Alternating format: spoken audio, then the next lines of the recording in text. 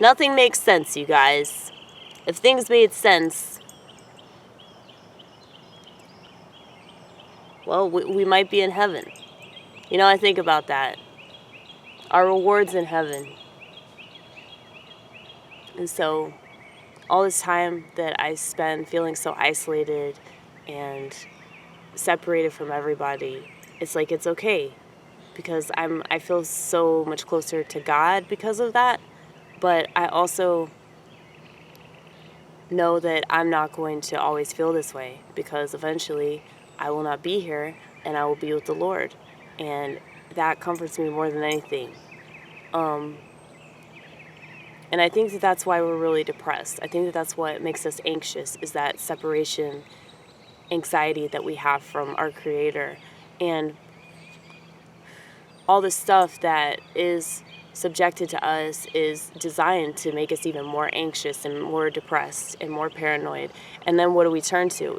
We turn to drugs and alcohol. We turn to pharmaceuticals. We turn to doctors. We turn to educators. We turn to a pair of jeans. We turn to a tube of lipstick, or a game controller, or I'm trying to think of all the things that people do to escape, all the things that people buy to escape, all the things that people buy into in order to take themselves away from their spiritual being, and it seems like the more stuff that we buy into, it's like the further we get away from God.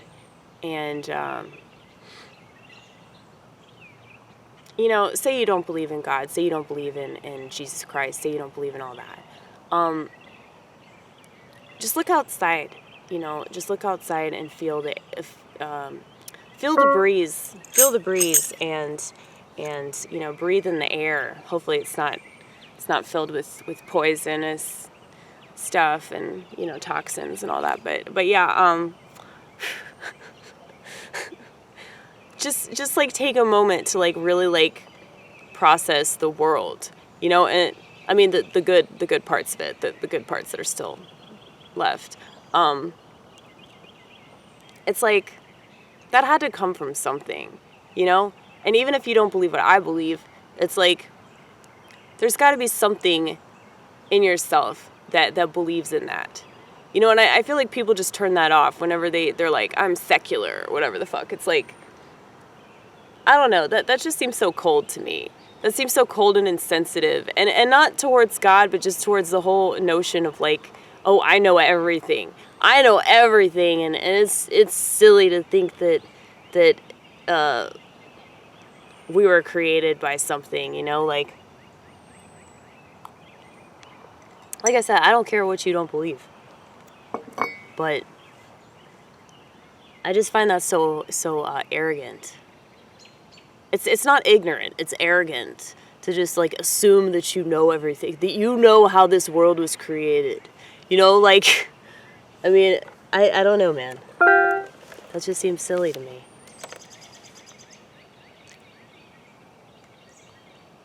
Now, I'm not saying that I know how this world was created all because I read the scripture, Like, it could all be made up, you guys. But I believe, I have faith. That's what faith is. I have faith that God is real. God is here. God is present with me right now. I always ask God to help me shoot these videos with you, Vortex, because God is the original Vortex, okay? You, Vortex, you being the internet, you are the little v that the elite are using to replace the big V, okay? The big V. See, I have all these rocks. That's my little orgone pyramid, which I know just makes me look like a fucking Wiccan. I promise I'm not a witch, okay? But I do like rocks a lot. And that is my original surrender chip from Alcoholics Anonymous, from the very first meeting I ever went to. when I was in a treatment center, and I knew immediately that it was cult, but still continue to go back because I was in my early 20s and I didn't know any better. But you guys, I really believe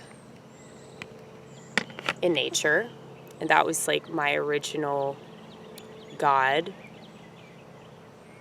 And I actually found Jesus through stand-up comedy. I found Jesus through politics. Donald Trump. Like, I can't possibly be mad at Donald Trump because Donald Trump is the reason why I read the Bible so motherfucking fast, okay? I was like, shit's happening, and I need to get on it, and I need to do something that I should have done a long time ago. And so I read the Bible really quick, and I was absolutely amazed by how true it was. And not just that, but how much I felt. Like, it just resonated with me in so many ways, on so many levels. It was the coolest thing ever.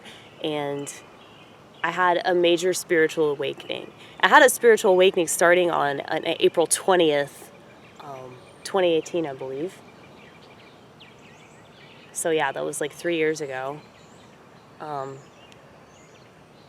And shortly after that, you know, when I started reading the New Testament, I was just blown away by how much I related to this motherfucker.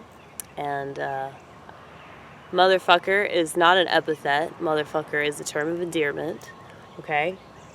Well, I guess it just depends on how I use it, but whenever I talk about God or when I talk about his son and I use the term motherfucker, that is definitely a term of endearment, and he knows that. You know why? Because he's not a PC, policing pansy, and I think that he can take it. He can take a little criticism.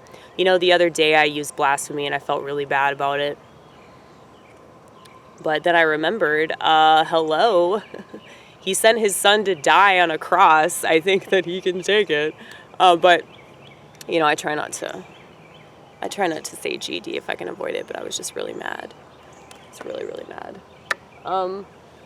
But, yeah, man, I am very passionate about what I believe, and I am so passionate. I got into an argument with some people at work today. They were talking about trans stuff, and they were perturbed by how inconvenient it is and how many extra accommodations those people make about bathrooms and shit like that. And I was like, well, it started somewhere, and that somewhere was with homos, and before that it was women, and you know, it's like it's a fucking cycle, you know. It just keeps going and going and going until it stops going, because the world is no more, because that's what happens when, you know, you let women run everything. And so, you know, they don't really like that, and they don't understand though that, like, with true conservatism, it's like you see the bigger picture, like it's a snowball effect. So, you know, we wouldn't have all this stuff with the trans people if it weren't for all this other stuff, you know? So with the T's arrived because of the original G's and the L's and then the B's. And now we pretty much have B's and T's and no G's or L's. So it's very strange, like, but then again, it's like, well, I guess that makes sense because it's all degenerate and it's all deviant. So, and if you're gay in the vortex, I'm not dogging you. I don't hate you, and I don't think God hates you either. I think that God doesn't like what you do. God really detests what you do. But that's because there's sin in the world. There's a lot of sick shit in the world, and that has a negative impact on our psyches. That has a negative impact on our behavior, you know. And it's us that chooses to do something different. But, I mean, it's what I was trying to stress to these people I work with, who I love very much, by the way. And they love me very much in spite of my beliefs that they don't agree with, obviously. But it's like, what was I saying? Culture. The culture, yes, the culture. It's like the negative impact this has on the culture. Obviously, like, Like, it would be different if people would just keep to themselves. Like, if you know, you were a certain way, if you were sexually deviant and you just kept that shit to yourself, you know, if you weren't actually hurting anybody, and it didn't involve children, you know, like that, you know, if you just kept that shit to yourself, that'd be fine. But it's like that's not happening. It's like they're pushing it on everything and everyone, and so, you know, it is not it's not just like that sexual deviance in regards to you know, same-sex attraction. I feel like it's definitely sexual deviance in regards to, you know, sexual immorality in general. So, you know, when you have people just willy-nilly engaging in sexual behavior and they're not even thinking about it, and they're, you know, doing all kinds of drugs and drinking a lot, and just behaving badly, like on all these different levels, it's like, of course you're going to get this shit show of a culture. Of course. That's the natural reaction to that, you know? So it doesn't surprise me at all. But it's like we have to be the ones to say, no, this is not cool. Like, we should not do this anymore. This is not acceptable. But I feel like in order to live in the world that we want, we have to recreate it. We have to come up with our own separate system, because the one that's in place is designed to fail. It's designed to corrupt. It's designed to destroy. So, you know, that's what's necessary, you guys. But it's a lot of work, you know. But nothing's worth it unless you work for it, right?